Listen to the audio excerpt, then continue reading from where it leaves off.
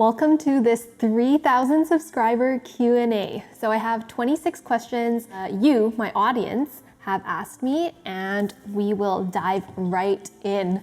So the first question, which is also the juiciest question, is how much money have you made so far with YouTube? I just checked and I made $397.41 USD since May 24th.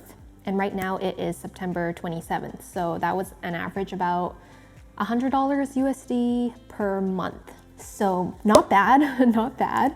My goal is to make more with YouTube, but I think since I just got monetized 4 months ago, I think this is like a really, really good start. Oh, and I do have some videos about my process for getting monetized and also my first YouTube paycheck. So I'll link those videos below. Okay, second question, how do people usually react when you tell them you're an entrepreneur or like about what you do? So these days, because I kind of do a lot in my business, like I have this YouTube channel, I do pet sitting, I do calligraphy, I do business coaching, and then I also have a part-time job at a period products company called Isle. So when I explain what I do, it's a bit like, here are 10 things that I do.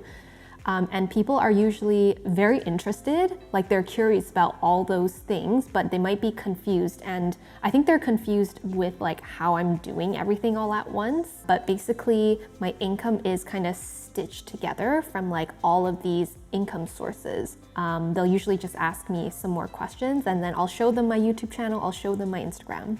What's something interesting you do every day? So every single day, I have peanut butter with toast and I have milk with decaf coffee powder.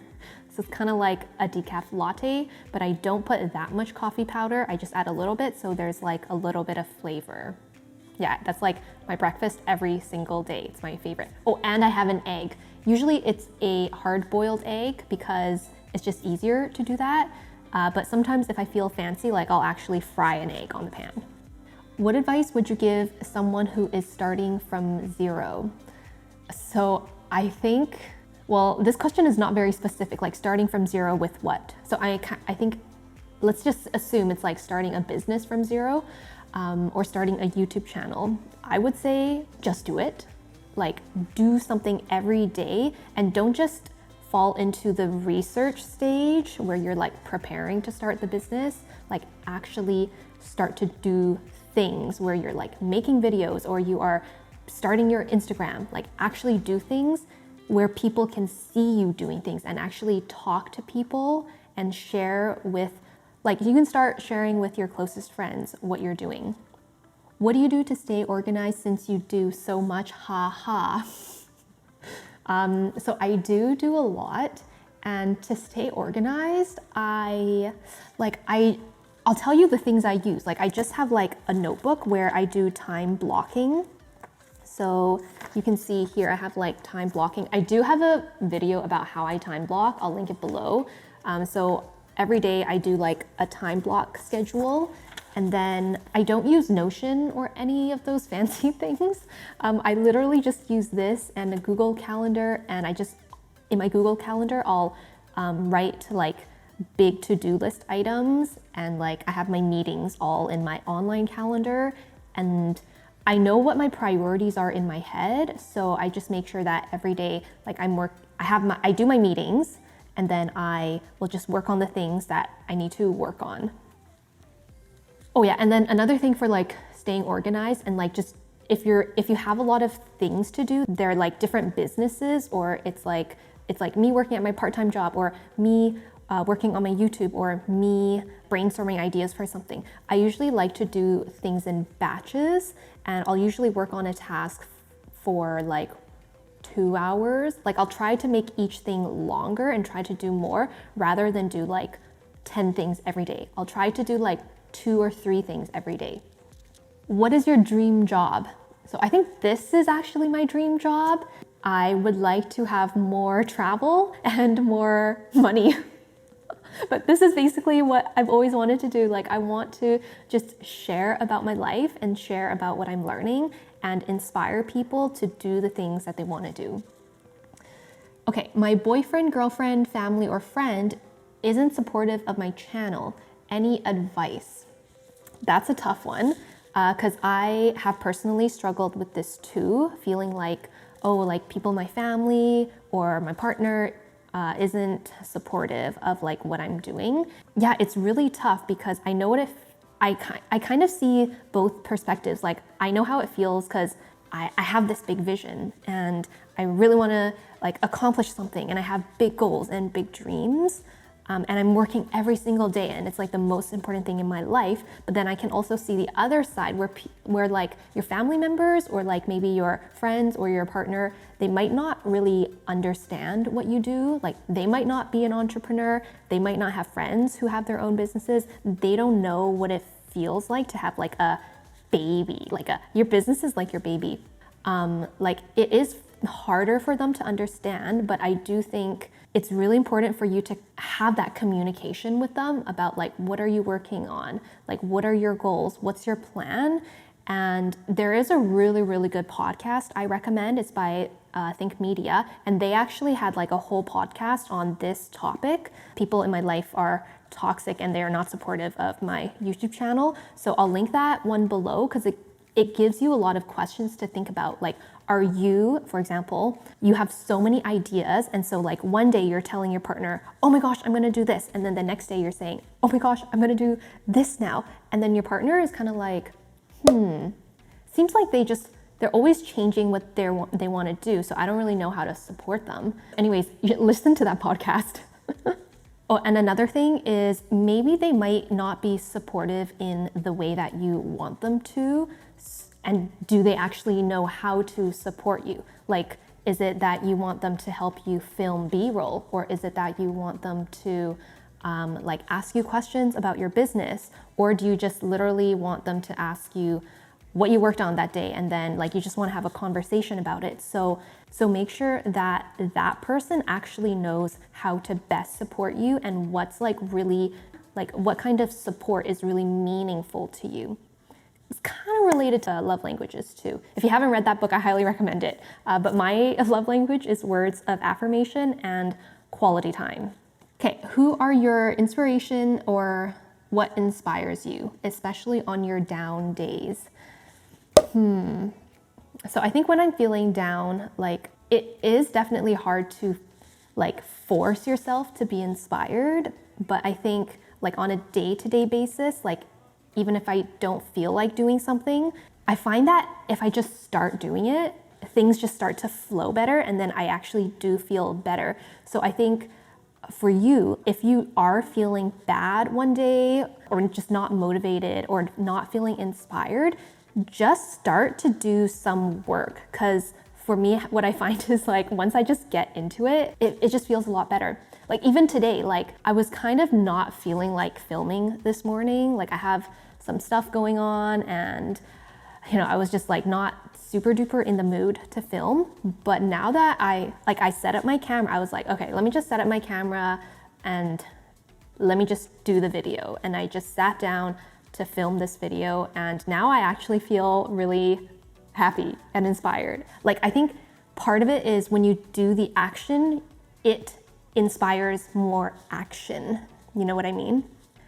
Okay, how do you find motivation when you have none? Okay, actually that was kind of related to the previous question. And I would say it's just, I have this big vision. Like I wanna help a lot of people and I wanna inspire people to like do the things that they wanna do. So I just think of my audience and like, even though my audience is not as big as I want it to be right now, like it's 3,000 subscribers and on Instagram, I think I have 4,000. Like I think about these, okay, maybe not all 7,000 people are like watching, like actively watching my stuff. But let's say even if there are 100 people who are like my true fans and I can help 100 people, even one person, like if I can help one person, then I feel like my work has been worth it.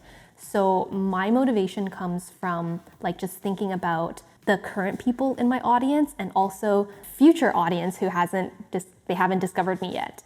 But I think of these people and I feel like I can keep going. Next question, how are you so cool, Dina? Thank you. Okay, places you want to go. So there are a lot of places I want to go.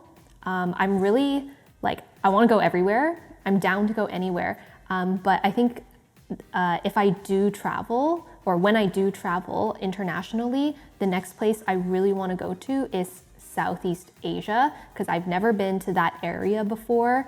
And I just think it would be really cool to go there and experience the culture and eat the food and meet people there. And I have some friends there too, so I can go meet up with the people I know.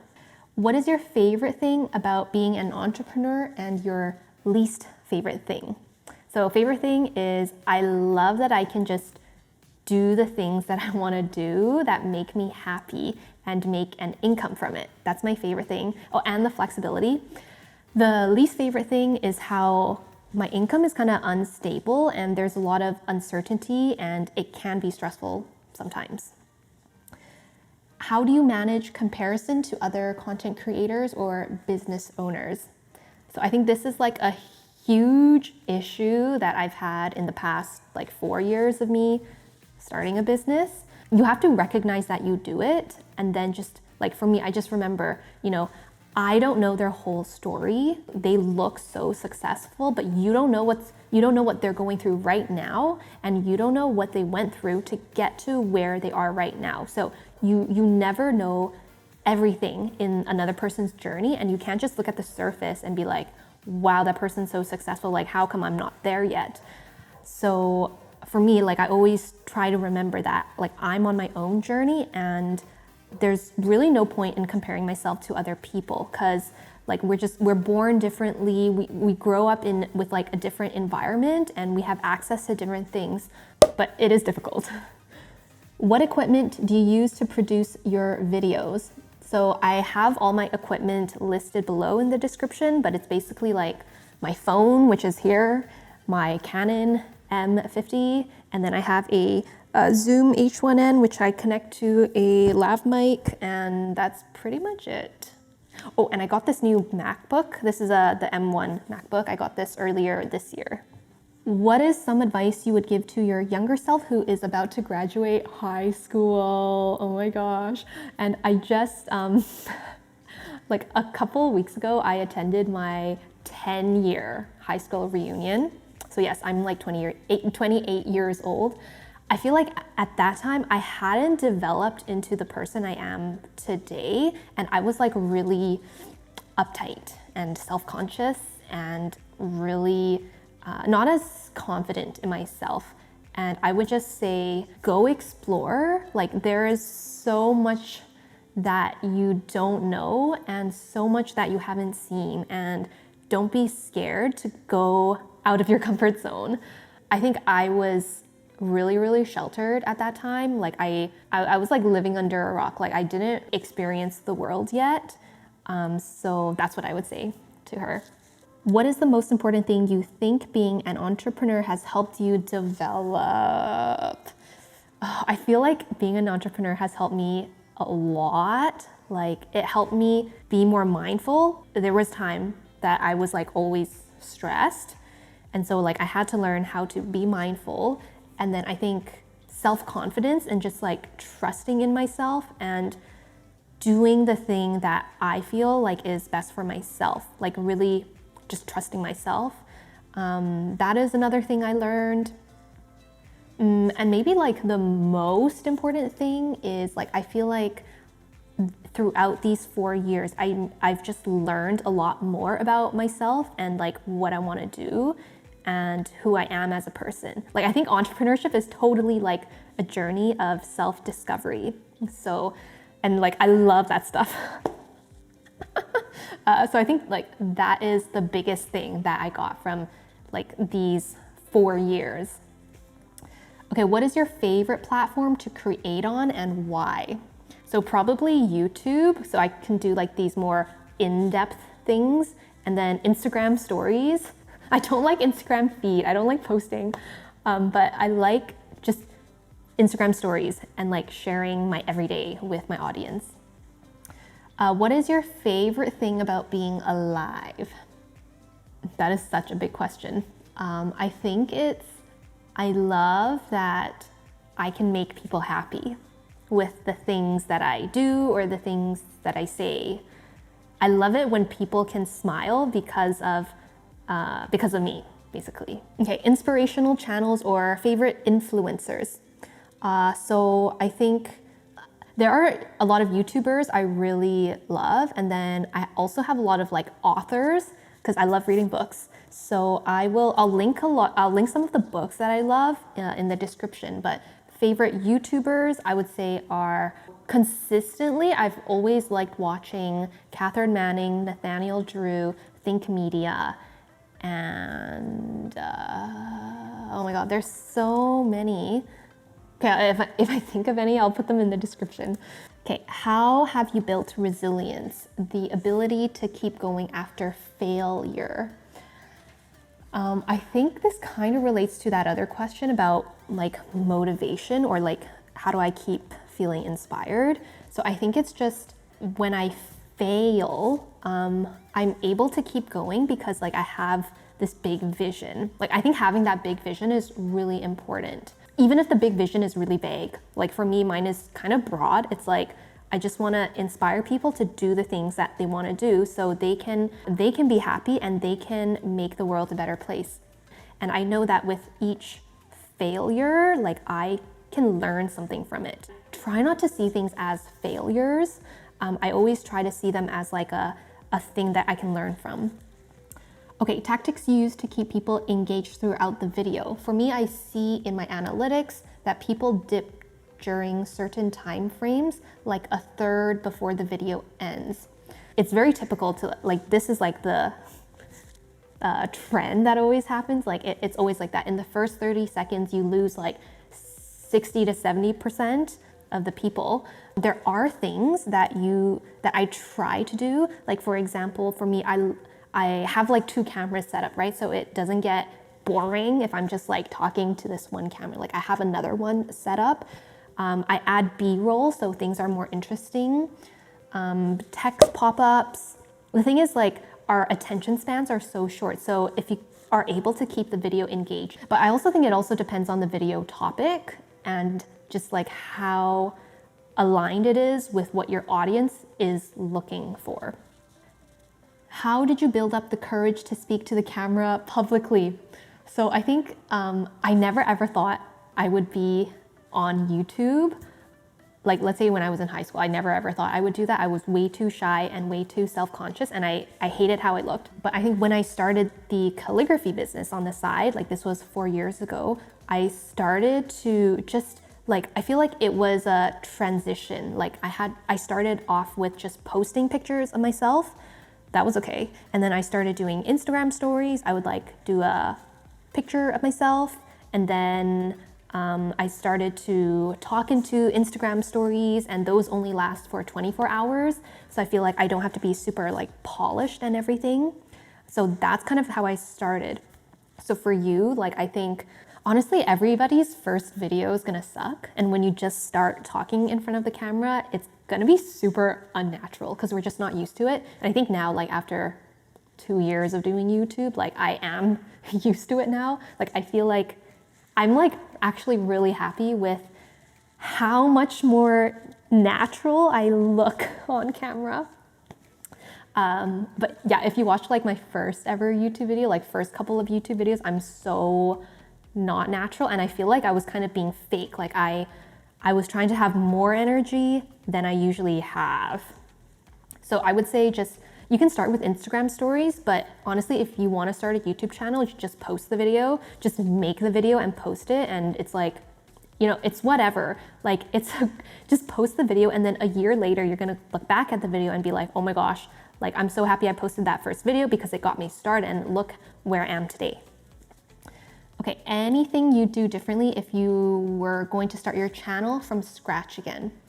So I would say I would probably have started earlier if I had the confidence to do it. How do you deal with the ups and downs of business? Well, you just gotta deal with them. I think the most important thing is like to have support. And I have like business friends. I've also had multiple like business coaches and I also had a life coach. So those, like that community, like just really, really helped me. And there are other things I do personally too, like meditation, journaling. I love running to like relieve stress. Whenever you start a business, there's definitely going to be ups and downs, and there will always be ups and downs. You just find ways to deal with it that work for you. How did starting a business during the early days affect your personal relationships? When I started the side business, like the calligraphy side business, nothing super duper big changed about my like friendships and everything. People were very supportive. They were like, oh, that's so cool. I think it was really after I quit my job, that's when there was a little bit more change. Well, definitely with my family. They were kind of like, Dina, what are you doing? And I felt like I had to prove it to them. So it definitely affected my family. Friends were always supportive. Yeah, I don't think my personal relationships at the beginning really, there wasn't a lot of change. Like, I think in general, people were just like really, really supportive. What's one thing you love about yourself? There's a lot that I love about myself. But I think, I don't know, this feels weird. It's like I'm complimenting myself. I feel like I have a lot of, I love that I don't give up. Like I'm able to keep going. So I think that is one thing that kind of sets me apart. I can just keep going, and like I do have a lot of motivation. Okay, I don't know how long that video was. Oh my gosh, 27 minutes. Well, I'll see how much I can trim down, but I might just let it be 20 minutes. So yeah, thank you for watching. Thank you for supporting my YouTube channel. And if you have any other questions, leave them below. I will answer them. Any question, like a silly question or a serious question. Okay, see you guys.